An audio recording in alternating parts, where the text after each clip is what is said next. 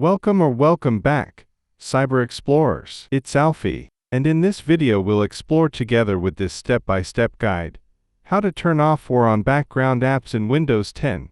So without further ado, let's get right into it. Method 1. From Settings. Right-click the Windows icon and click on Settings. Alternatively, press the Windows key +I to open Settings. Then, click on Privacy, followed by Background Apps. Now, you can see a toggle on the right side. You can turn off or on the apps based on your preference. You can also close all background apps. Under the Let Apps Run in the Background section, turn off the toggle switch. Choose which apps can run in the background. Under the Choose which apps can run in the background section, you can choose to close one or some apps. Once applied, the running process will quit until you open it again. Note: this is available for Microsoft Store apps. Method 2. From Group Policy Editor. Disable background apps for all users with Group Policy Editor.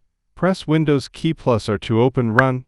Type gpedit.msc and hit Enter. Navigate to Computer Configuration, Administrative Templates, Windows Components, App Privacy. Double-click on the Let Windows Apps Run in the Background policy in the right pane. Select the Disabled option, then select Apply and OK.